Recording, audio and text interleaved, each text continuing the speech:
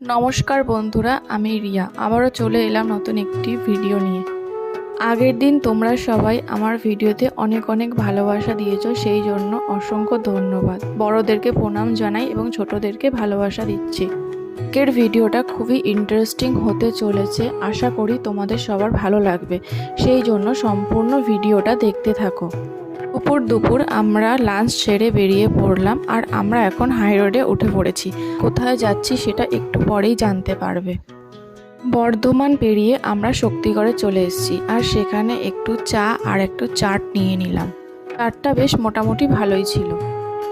শক্তিগড় থেকে বেরানোর পরে তারপরে আমরা আবারও চলে গেলাম আমাদের গন্তব্যস্থলে। হ্যাঁ, এখন নিশ্চয়ই বুঝতে পারছো আমরা কোথায় যাচ্ছি। হ্যাঁ, আমি যাচ্ছি আমার সেই বাবার বাড়িতে। এই রাস্তাটা তোমাদের অনেকেরই চেনা মনে হতে পারে। যেহেতু বিকেল হয়ে গেছে তাই রাস্তাঘাটে বেশ ভালোই ভিড় ছিল। ভিড় কাটিয়ে আমরা চলে এসেছি বাড়ির সামনে। রাস্তার উপরে আমার মা দাঁড়িয়েছিল। হচ্ছে আমার বাড়ি। বাড়িতে কিছুক্ষণ বসার পর সন্ধেবেলায় আবারও বেরিয়ে পড়লাম পান্ডুয়ার দিকে। আর সেখানে স্টাইল বাজারে গিয়েছিলাম কিছু কেনাকাটা করার জন্য।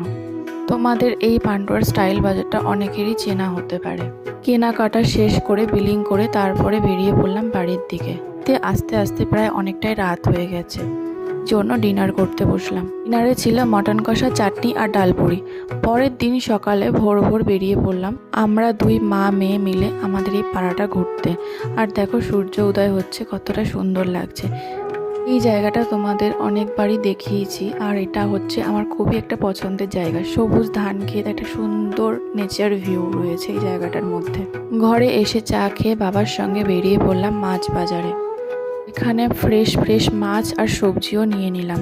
তারপর চলে গেলাম নার্সারিতে। বাপের বাড়ি এসছি আর নার্সারিতে যাব না সেটা কি কখনো হতে পারে। নার্সারিতে কিছু গাছও নিয়ে নিলাম। এই নার্সারিটা অনেকটাই বড়, তোমরা অনেকে আসতে পারো, দেখবে ভালো লাগবে।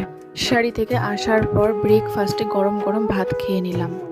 ফাস্ট করে কিছুক্ষণ রেস্ট নিয়ে আমরা বেরিয়ে পড়লাম একটা জেঠুর বাড়ির দিকে। সেই জন্য একটু মিষ্টি নিয়ে নিলাম। চলে এসেছি জেঠুর বাড়িতে। দেখো এই ক্যাটটা কতটা সুন্দর, এটা ছিল রাশিয়ান ক্যাট।